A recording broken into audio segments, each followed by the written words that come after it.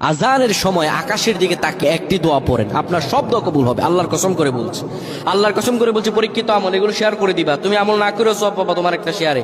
এটি যদি শুনে অন্য কেউ আমল করে তুমি আর সওয়াব পেয়ে যাবা। আজানের সময় যখন আজান হয় তখন আমরা কথাবার্তা বলি, এগুলো অনুচিত। আপনি আজানের সময় আকাশের দিকে তাকিয়ে একটি দোয়া পড়বেন। এই দোয়াটি আমরা অনেকেই পারি। এখন বলবেন হুজুর কমন পড়ে গেছে দোয়া। আমরা অনেকেই আল্লাহ তাআলার কাছে এটা ওটা চাই, কিন্তু সঠিকভাবে চাইতে জানি না।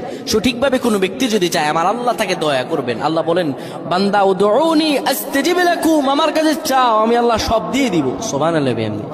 যখন আপনার আজান হয়, আজানের সময় আপনি আসমানের দিকে তাকান, তাকিয়ে আপনি বলুন, পড়তে থাকেন, আল্লাহুম্মা আনতা রাব্বি লা ইলাহা ইল্লা আনতা খলাকতানি ওয়া আনা আবদুকা ওয়া আনা আলা আহদিকা ওয়া ওয়া'দিকা মাসতাতা'তু আউযু বিকা মিন শাররি মা সানা'তু আবু'ু লাকা বিনি'মাতিকা আলাইয়া ওয়া আবু'ু বিযানবি ফাগফির লি ফাইন্নাহু লা ইয়াগফিরুয যুনুবা ইল্লা আনতা।